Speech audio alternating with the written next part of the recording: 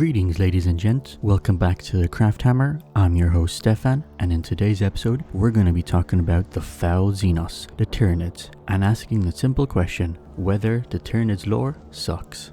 I know, it's a bit of a hot take, but considering that the Tyranids will be helping to launch the 10th edition box, I believe it's a perfect time to prod and poke at the faction and see the nitty gritty that they have. I'm going to start off with a bit of speculation on what I believe is going to happen in 10th edition with the Tyranids, and then I'm going to give a few ideas of how I think they could be improved for the future. But first, let's talk about what we know so far about 10th edition. A while back ago, we got released a box set called Shadow Throne, where we know that a Gene Stealer cult has infiltrated and is active on Terra itself. Obviously, this makes Terra a prime target for the Tyranids as a whole now. Now, we can assume that the intent for this box set was as a precursor and a support for the upcoming lore that they're going to be releasing. I suspect we are also going to see a lot more activity from the Gene Stealer cults throughout the galaxy in the upcoming expansion. And in a more recent article, we even received a map showing the galaxy and of course High Fleet Leviathan invading from the west. Roughly, to me, I think it looks like they're kind of gunning towards Terra, and if the speculation from the community is correct, one of the planets that is in its warpath is of course Krieg. Now, if the community is correct on this, and I suspect that they are, it's a pretty good way to introduce new models for Krieg. Maybe an elite kind of category for them, some heavy grenadiers, or maybe some Krieg commandos. I'm sure many of the fan base will be pretty happy if they received some Death Riders. Now, with Krieg in the warpath of Leviathan, would they repeat the same thing that they did with Acadia and destroy the planet? I suspect not. I don't think they want a repetition of what they've already written before. Now, I do suspect that the Catachin jungle fighters will kind of take part in this new lore, and again, another perfect time to release new models and update the current ones that we have. The Catachin jungle fighters do have a long history of being depicted fighting alongside the Tyranids, and considering that the new trailer does seem to be within a jungle, it would be a wasted opportunity not to include them in upcoming releases.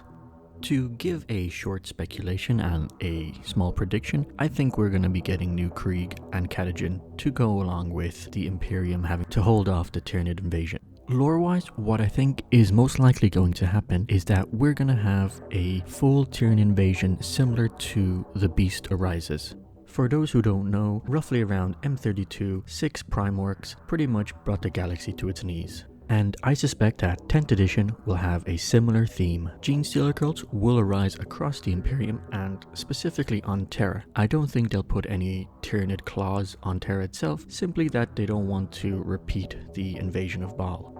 I suspect that the climax of the whole kind of lore narrative will be probably written in a few campaign books that will be set on planets just before they reach Terra. A final stand for the Imperium right before the Tyranids devour the throne world. Although I'm sure that the defense will be both desperate and exciting to read, I don't think anyone's really holding their breath. We are not going to see the Imperium collapse and be taken over by the Tyranids. Similar to The Beast Arises, we're going to see a grand battle, a grand campaign. Old heroes are likely to die, new heroes will likely rise. As I mentioned earlier, my predictions are that we're going to get new Krieg and Catachin models. There's a high chance that we'll also get Deathwatch, considering that they are focused on fighting Xenos. And if they decide to go in on the idea of Gene Stealer cults on the throne world, high possibility of maybe 1 or 2 new Custodian models and maybe some Sisters of Silence to back them up.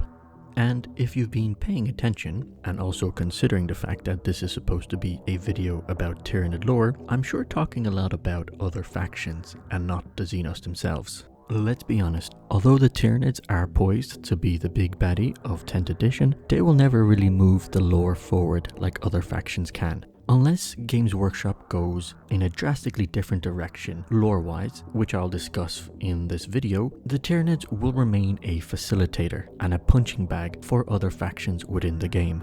Don't get me wrong, we're gonna get some great models this edition, but again, they will only be a facilitator. If we look at the invasion of Baal, it doesn't really seem like much has happened. Yes, they invaded, they killed a lot of Space Marines, but how soon has it been and it's already been forgotten? We've already moved on, and Baal has now become the center of Imperial Nihilus.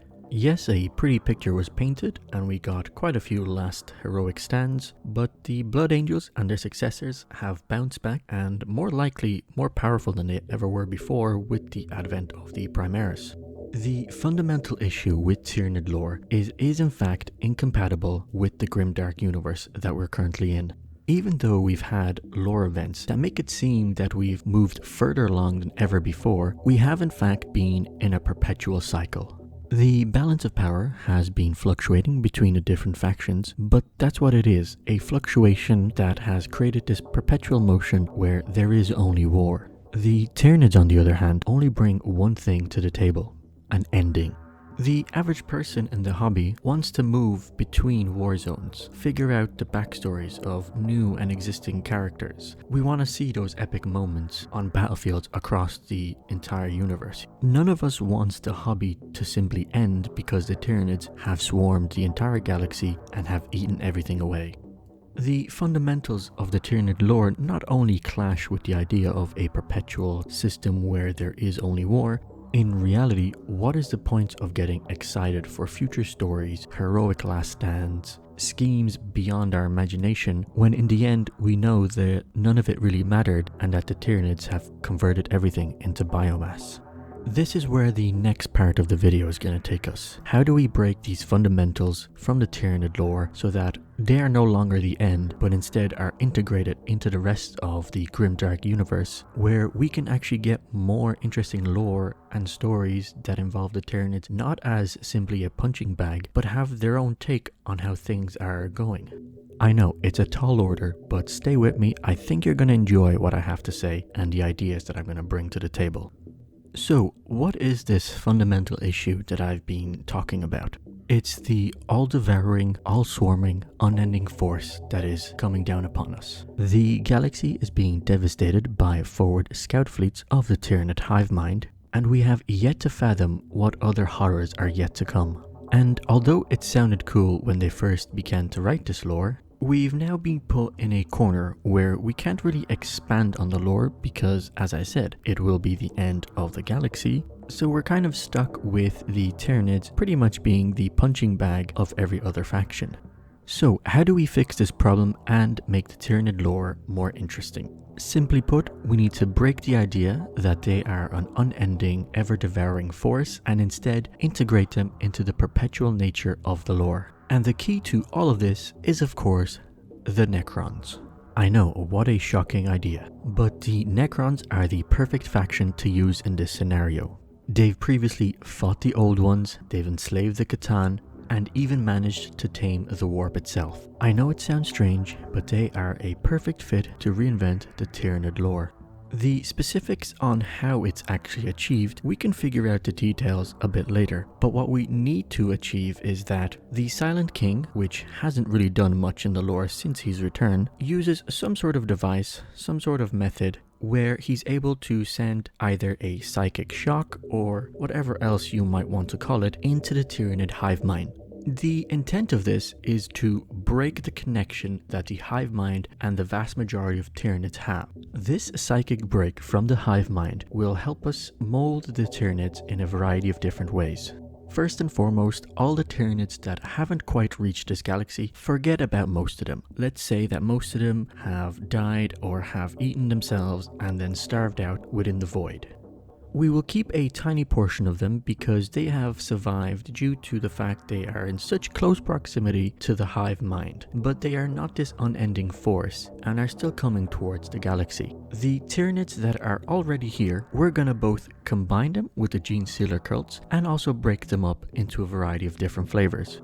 So let's start with some of the basics. We have Tyranids that have been stranded around the galaxy, and instead of being an unending devouring force, they've gone back to their prime basic level. They are no longer ingesting all the biomass of a planet, but instead have created new death worlds. New death worlds packed with beasts that are fighting for survival and evolving each time they eat another Tyranid. One can even say a perfect world for the Drukhari to swoop in and get a few new beasts for their gladiatorial battles.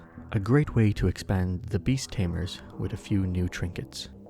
Now, the slightly more complicated factions that will arise from the Tyranids. So the first and foremost, let's look at the Genestealer cults. We can still have small Tyranid fleets that are floating about following the Genestealer beacon and devouring worlds. This can be kept the same, there's no reason to completely remove this aspect. But another version is where the Tyranid fleet arrives at a world and instead of completely devouring everything that is on the planet, instead it melds into the Genestealer cult into a new hybrid faction. We could approach this in a variety of ways. When the fleet arrives at a planet that is infested with a cult, it feralizes the cult and makes them more animalistic in nature. Or, on the other hand, when the fleet arrives, the Genestealer cult in fact takes over the fleet itself. They start to take control of the fleet and start to enact their own plans. This leaves the door open for a Tyranid fleet to fight other Tyranid fleets for dominance. No longer are they held together and driven by the hive mind, but instead they can be driven by either base desires from their animalistic nature or Genestealers that now have the power and ability to change things around them. Although the connection to the hive mind has been broken for the Genestealer cults, it's been many years. Both their minds and their physical bodies have been changed and have been evolved by the Tyranid genome. No longer are they simply human, they've been changed and evolved into their own hybrid Xenos species. Millions if not billions of cultists are spread across the galaxy. Some may decide to take over the world and go out into the galaxy to find their missing gods. Some may even decide to take over their planet and create their own mini pocket empire. The Tyranids of course can help and supplement this idea. Or the highly intelligent hive tyrants might decide to use that intellect for their own purposes. I know at first it sounds like a pretty dramatic action to undertake, but personally, not only do I think that it would improve the lore overall, it would also introduce so many different opportunities on how to approach storytelling for the Tyranids and the Genestealer cults. An existential crisis sounds great when you're first writing it, but it doesn't really work out when you're attempting to create a perpetual universe.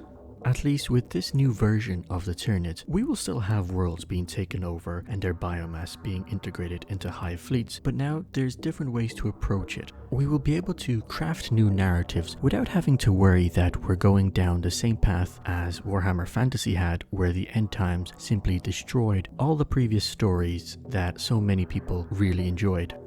I know that some Genestealer cult players and some Tyranid players will probably not like the ideas that I've put down in this video, so let me know what you think in the comment section below. Narratively speaking, Tyranid lore has never really been that interesting, and although it is a cool existential threat, in reality it's just a doomsday button pretty much end the narrative. So, as I said earlier, let me know your thoughts in the comment section below. Hopefully my ramblings have been a bit coherent. Don't forget to like and subscribe, and I'll see you on the next episode.